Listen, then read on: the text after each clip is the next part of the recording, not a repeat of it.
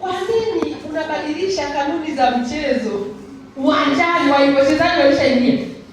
Kwani unavyovitaka leo uliviangalia zamani? Sasa hivi unakuja kudai ukarimu. Uliuangalia? Si uliangalia sitting allowance? Shikilia sitting allowance. Sipo. Ukarimu ukuangalia. Na hakikuwa kipaumbele chako. Ukaangalia sitting allowance, anaenda vizuri, anatembea kama tausi wako. Shikilia tausi. Mmenisikia nyinyi wababa? Kwa sababu bado tausi wako yuko hai, shikilia pale. Usidai vitu ambavyo hukuvipa kipaumbele wakati unamchagua. Mmenisikia na mama Esther? Mama Esther uliangalia ndefu. Sizipo. Ukiona atoi hela shika ndefu kauzi. Sizipo. Usibadili kanuni za mchezo katikati ya uwanja. Unaleta usumbufu ambao haukuupa kipaumbele mwanzoni wakati unachagua. Mmenielewa watu wa Mungu leo kwenye ndoa? Vijana pia mnielewe na kunisikiliza vizuri.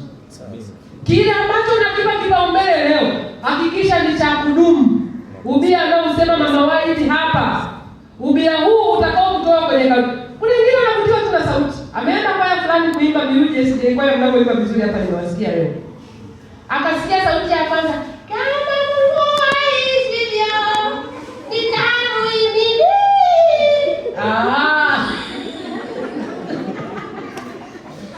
Akasema hapa. Huyu naoa. Hata wakuja nyumbani hawezi kupika. Hebu ishi na hiyo sauti. Kama hii ndio kuvuta. Kwa maana hii sipo. Usilete usumbufu. Mara waongeshi watoto apiki vizuri, afanye nini? Asikuwa basic requirement zako. Mmenielewa Tuvumiliane. Haya, jambo lingine. Kusudi la Muumba liliahidiwa na uovu. Unajua Mungu alikuwa anategemea Mungu alikuwa anategemea tuwe na dunia nzuri ambayo ni ya kupendeza. Inao wanyama wazuri, ndege wazuri wa kuvutiwa, lakini uovu ulihamisha uzuri wa dunia ukatoweka. Nyumbani hakuna furaha tena. Upendo wa kweli uliwekezwa upendo wa kweli uliowekezwa hauvunjwi. Kibubu kimewekwa kwa ajili ya upendo. Kibubu kizuri kilindwe, hawezi kuvunjwa na jambo liwalo lote. Wekeza upendo, utavuna upendo. Haleluya. Upendo ni sawa na mpira wenye upepo mwingi unaoudunda ukutani. Kwa nguvu ile uliotumia kuudunda ndio mpira unakurudia. Ukidunda kwa nguvu kidogo, mpira unadondoka chini na unateleza unaenda kwingine. Umenielewa mpendo wangu? Dunda kwa nguvu ili ukurudie kwa nguvu. Kwa hiyo utakuwa na daka tu. Wala sasa mpira wananielewa. Umedunda kwa ulegevu, tegemea kupata mrejesho kwa ulegevu. Jambo moja ninalolijua ni hili: kila mmoja wetu anamhitaji Yesu maishani mwake, na uishi na Yesu kwa sababu ndilo tegemeo letu na ngome maishani mwetu. Hata mingine niliongelea jana sitarudia, lakini hitaji la usaimilivu divai inapotindika. Yohana 2:1 inasema, na siku ya tatu palikuwa na harusi huko Kana, mji wa Galilaya, naye mama yake Yesu alikuwepo. Kwa nini alikuwepo? Alialikwa. Na walipoalikwa kwenda peke yake, alienda na Yesu. Kwa hiyo tatizo lilipotokea la divai kupungua, Yesu alitenda, maana alikuwa amealikwa harusini.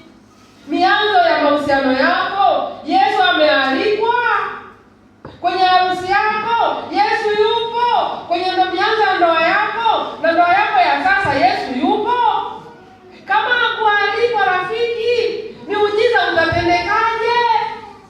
Unakumbuka kuomba pale mambo yameshaharibika?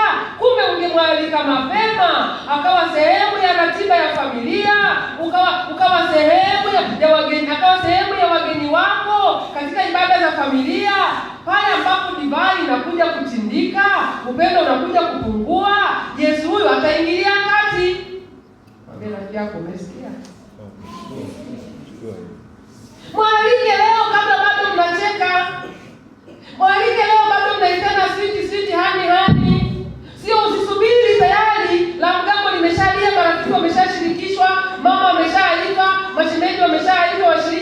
likifanikiwa, ndio naambia tuliombee hili swala, linakuwa limefika mbali. Miruzi mingi na mchanganya mbwa. Si ndio? Mwingine anamuita mbwa tayari amechanganyikiwa aende huko au huku. Ndipo hapo nakwenda kumwalika Yesu. Utakuwa na divided attention. Muite leo kungali asubuhi. Haleluya wapendwa. Lakini kanuni za Biblia za uwekezaji kihisia. Linda moyo wako kuliko vyote uvilindavyo. Mithali 4:23 anasema linda moyo wako kuliko vyote uvilindavyo, maana ndiko zitokako chemchemi za uzima. Moyo ni makao ya hisia, mapenzi na akili. Unapaswa kulinda dhidi ya udanganyifu, uchungu na wasiwasi usiofaa. Moyo. Nawaambia vijana siku zote kwamba tunapenda kwa hisia, lakini tunaamua kwa akili. Usiondoe akili timamu. Umekubikwa na upendo, umekubikwa na mapenzi, lakini unapofika katika amua kwa akili. Na wale walio katika ndoa, kuna mambo ya msingi ambayo upasi kuyaamua kihisia, yaamue kwa akili kwa uongozi wa Roho Mtakatifu. Taratibu za kiroho, habari ya matoleo kwa Mungu, ibada na kumheshimu Mungu. Usiseme mume wangu amekataa nisiombe na unaacha kuomba. Mbinguni hakuna kuoa wala kuolewa. Mbinguni unaenda peke yako. Na mwisho wa ndoa ni pale kaburini. Ndio? Mpaka mauti itakafanyaje? Itakapokutenda. Na siku hizi kuna vitu vya ajabu duniani vinaonekana. Siku ya mazishi yako, watu siku hizi hawavai mavitenge machafu. Wanakuja na suti nyeusi. Na poda na nywele zinaanguka mgongoni. Na ndio wamejipaka na perfume nzuri na hizo seduction, wanaenda wanamuao mfiwa. Hivi mnaelewa eh? Anamwambia shemeji pole. Yaani pole sana shemeji, tutakuwa pamoja. Pamoja kivipi? Itakuwa sawa. Sawa hivi? Na yuko anamkumbatia pale, na nimeshapewa visa vingi vya watu waliofiwa. Anasema wiki ya kwanza message zinaanza. Pole. Leo umelalaje? Unaendeleaje shemeji? Mungu atakulinda. Na wanaotuma zile message ni wale ambao hawako kwenye ndoa tayari, ni wale ambao wanahisi ni mazingira yenye rutuba sasa yamepatikana kwa wao kuingia kwenda kulea watoto. Ni kweli wanaenda kulea watoto? Inategemea. Sasa rafiki unayenisikiliza, ninakukumbusha ya kwamba linda moyo wako kuliko vyote uvilindavyo. Tathmini mara kwa mara ili kuhakikisha kuwa uwekezaji wako kihisia unaendana na mapenzi ya Mungu, si hisia za mpito au ushawishi. Sehemu ya pili, samehe kwa uhuru. Jamani, samehe. Tuko kwenye ndoa na vijana, samehe. Msamaha ni uamuzi wa mapenzi. Kubadilisha maumivu ya kihisia kwa neema ya Mungu kama Waefeso 4:31 mpaka 32, sitasoma, utasoma kwa wakati wako, lakini achilia uchungu na kinyongo ili kuzuia hisia hasi zisitawale maisha yako yote ya ndani ya moyo. Unajua aliye na amani ni yule anayesamehe kuliko anayesamehewa. Jambo ni gumu kiasi gani? Wanawaambia wanandoa siku zote, rafiki, kama bado unamhitaji huyu mwenzi wako na umeona amekuchiti, amua mawili. Msamehe, libaki lenu wawili muendelee kuishi, au litangaze ukiwa una nia ya kumwacha kabisa. Lakini ukimtangaza na bado ukaendelea kuishi, uliowatangazia wasahau. Watakuwa ni kama mgonjwa. Vipi siku hizi? Natulia shemeji. Wanakukumbusha wakati wewe umeshasahau na ukasamehe. Wao wanakumbuka. Shemeji siku hizi kaacha. Nilimwona kajuzi pale. Yaani wewe umeshasamehe, ameisha mmesameheana, wanakuletea tena umbea. Nilimwona shemeji pale juzi sana alikuwa kama anakatiza. Vipi ameshatulia? Tena moyo unaanza pa. Kumbe ungenyamaza nao. Mkamalizana ndani ukaongea na Yesu, lingeisha kwa urahisi ukaendelea kuishi. Wewe unayenitangaza, hakikisha una mpango wa kuondoka. Lakini kama una mpango wa kubaki, acha kutangaza. Unanielewa Mama Joni? Mama Joni na maneno mengi, mama kuku. Mama kuku. Amua moja. Umenielewa kama Mungu? Umeamua kusamehe Samehe au kwanza uamue kubaki. Kama umeamua kubaki, funga mdomo. Kama umeamua kuondoka, katangaze ukiwa na mabegi mgongoni na kuondoka kabisa. Sio utangaze alafu ubaki. Unakuwa umejiuza kwa bei nafuu mno. Ni bora ungemsamehe wewe mmoja, watu wasijue, ungesahau mapema na maisha yakatembea. Wote tumetenda dhambi na kupungukiwa na utukufu wa Mungu. Hivi niulize swali. Mtu akichukua mwenzi wako akaondoka naye, akaendelea mwingine yale unayojua. Haya, mwenye makosa ni mume au yule aliyemchukulia mume? Mume ndio mwenye makosa au yule? Haijalishi ni hali iwayo yote. Aliyeamua kwenda nje ya makubaliano ndiye anajua kwa nini ameenda. Si ndio? Yule aliyefuatwa ujue ameambiwa nini. Yule anapaswa kuwa rafiki yako, maana wote mnapenda kitu kimoja. Napenda muogo na mimi napenda muogo, sisi ni marafiki. Napenda karanga na napenda karanga, sisi ni marafiki, tuna ladha moja. Na kwa mimi inawezekana kashauri ridiculous, lakini no dawa. Huyu aliyefuatwa kuna kitu ameambiwa kinamhusu wewe, ndio maana anakubali. Anaambiwa nimeamua kuhamia Airtel kwa sababu bando lao alichachi. Anakwambia ninaweza kujiunga vifurushi vyote, hata ukiwa shimoni mtandao unashika. Si ndio? Nimeamua kuhamia Airtel. Huyu anasema, "Kumbe bando langu alichachi. Inashika mitandao yote, hata nje ya nchi." Basi sawa. Umesikia? Kwa hiyo huyu ndiye ana siri zako kwamba bando lako wewe ni matata. Si ndio? Kwa hiyo ana vitu vingi anavijua vinavyokuhusu wewe, alivyoambiwa.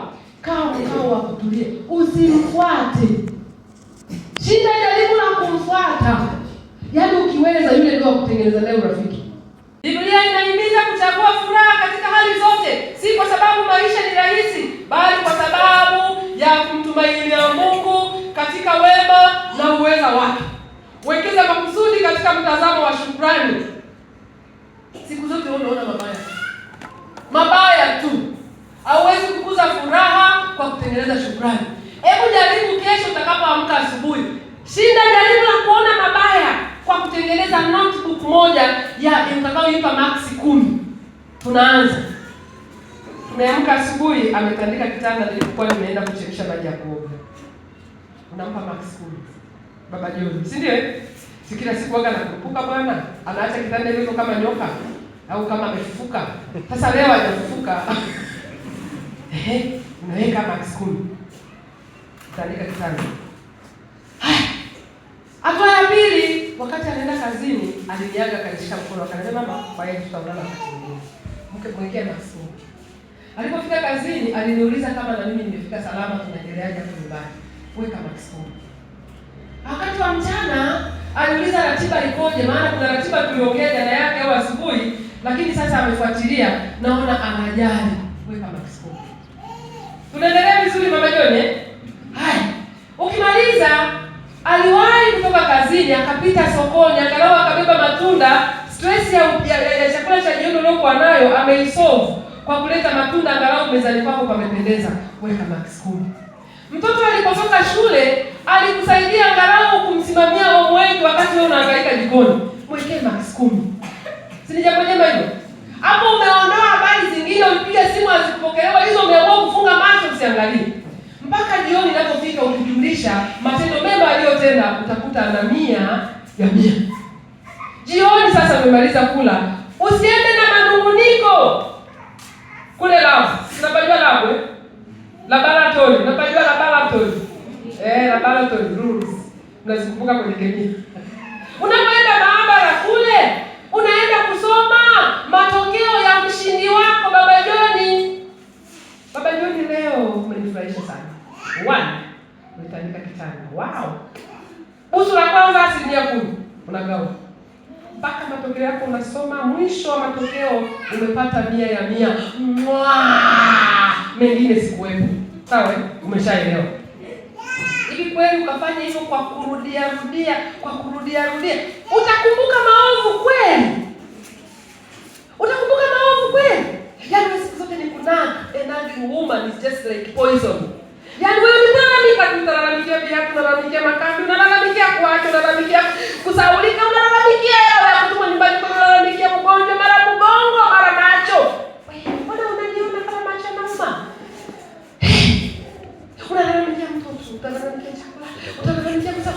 Yaani siku zote wewe ni lawama tu. Tubadili mtazamo, tafuta furaha kwa gharama iwayo yote. Haleluya. Mwambie rafiki yako acha nguvu.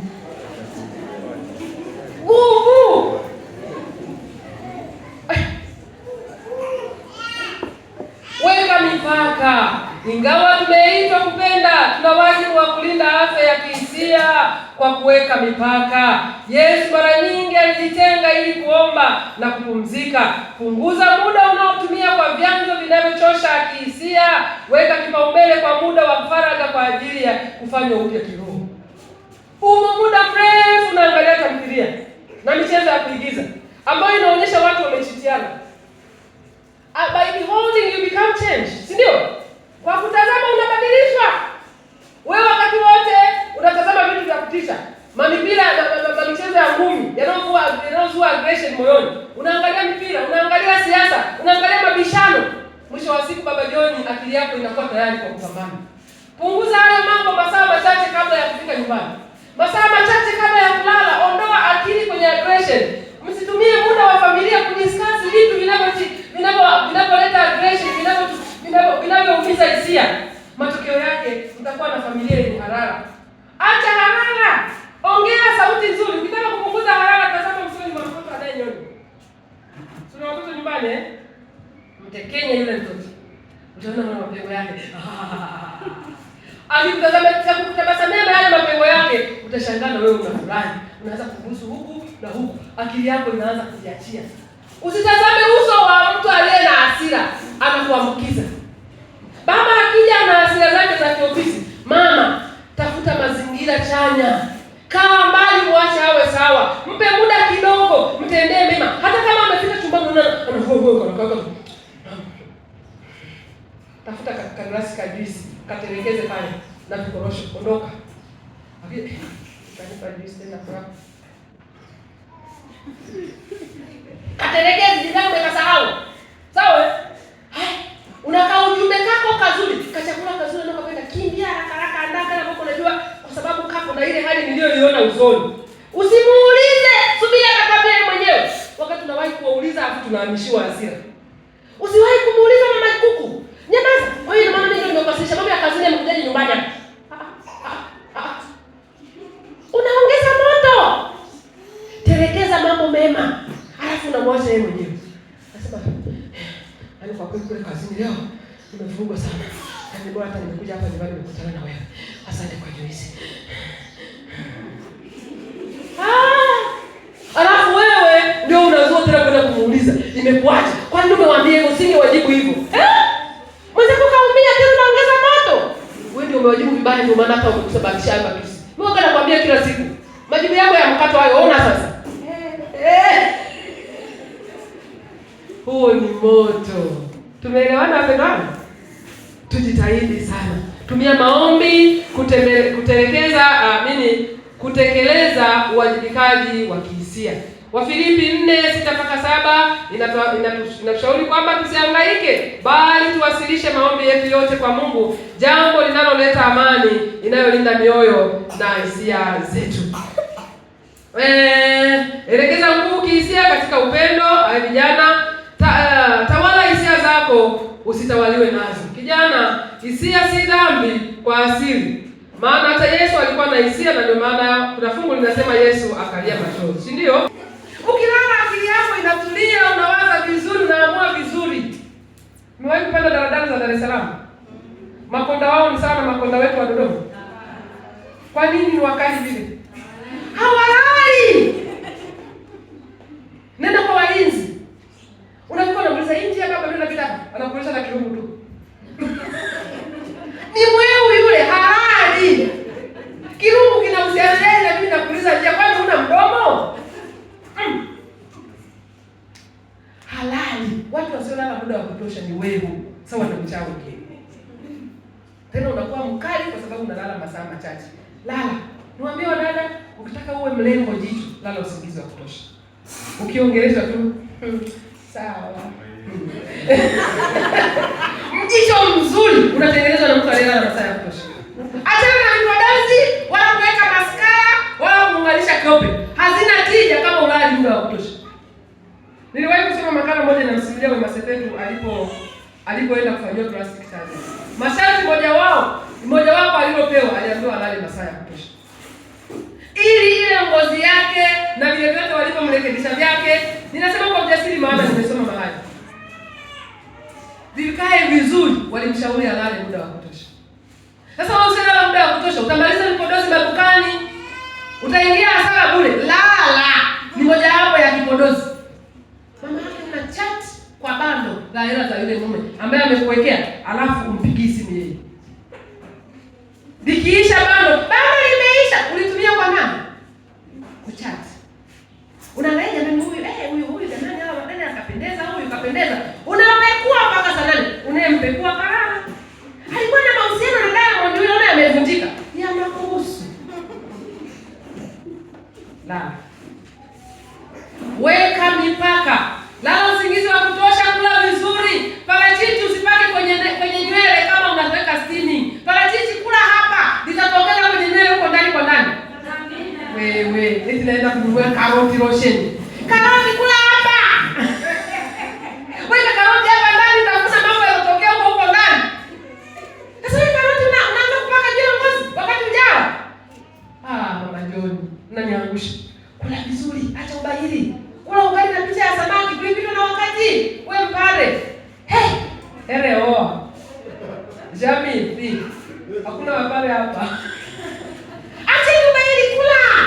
Maisha ni haya, tengeneza kitu naenda nayo kaburini. Achana na kitu ambacho inabaki watu wanagombania.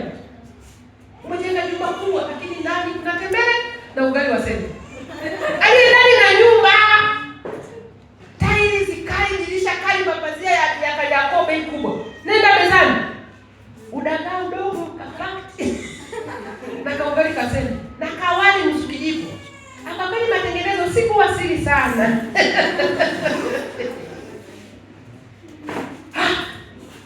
Weka mipaka, jifunze kusema hapana kwa mambo au watu wanaokuchosha au kukuumiza roho yako.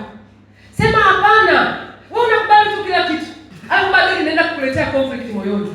Hili siliwezi, hapana. Fulani naomba 200. Mimi na mume wangu tulishatengeneza kanuni moja.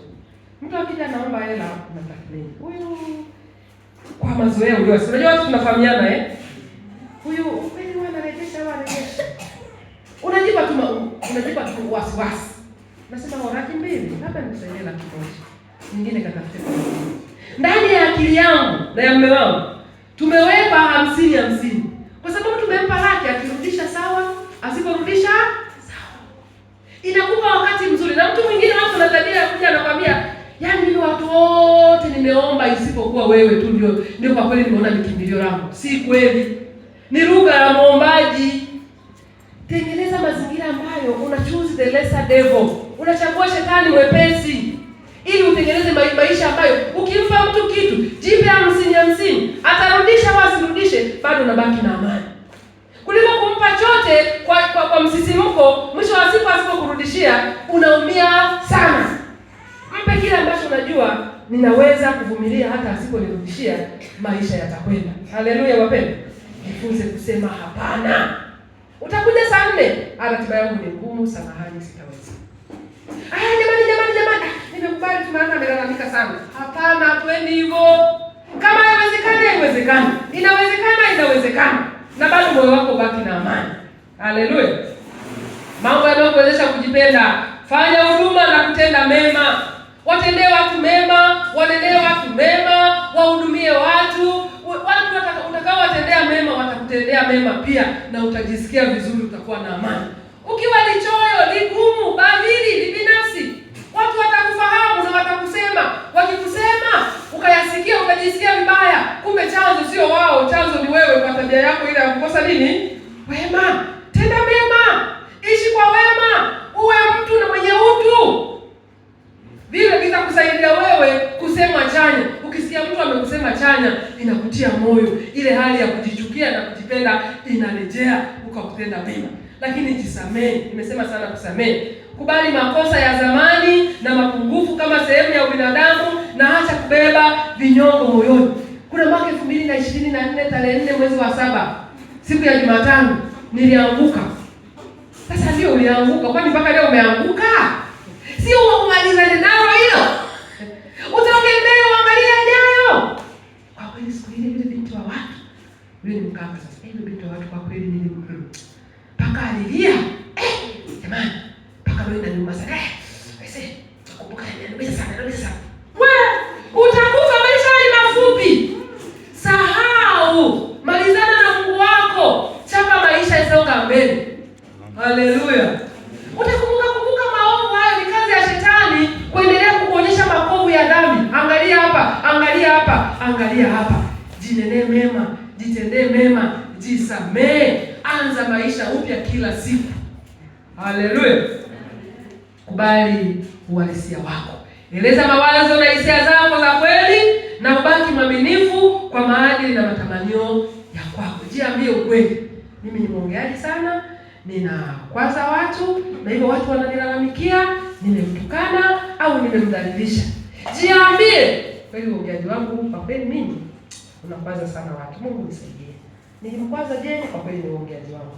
Nikamkwaza Mama Neema, kwa kweli ni uongeaji wangu. Nilimtania akajisikia vibaya, kwa kweli nimekosa. Sio wewe wakati wote unaona wanaokuja kulaumu ndio wenye makosa tu. Umechelewa kurudi nyumbani kama mkaka au dada, ukiambiwa wao ndio wenye makosa. Uliambiwa kazi fulani kufanya, badala ukubali kama ni kweli sikuifanya, wao ndio wenye makosa. Kwa kweli wewe utakuwa ni mtu ambaye una roho mbaya. Na hiyo roho itakufanya usiwe mtu ambaye unajipenda. Jiambie mema. Ni kweli nimekosea, na ikiwezekana katubu hata kabla hujaambiwa, utakuwa ni mtu mwenye amani sana katika uso wa dunia hii. Haleluya. Jambo la mwisho, acha kujilinganisha. Tambua thamani yako ya kipekee na acha kujipima kwa kulinganisha na wengine. Utakuwa mwema. Jifahamu vizuri, usijidanganye. Ndipo tutakapoanzia kesho, nikumbushe, na tutakuwa tumemalizana na vijana. Siku 3 zitakazobaki au 4 tutamalizana na wanafamilia. Vijana kesho tutamalizia mambo yenu. Sawa? Mungu awabariki. Alikeni marafiki mje tujifunze pamoja. Yesu anawapenda.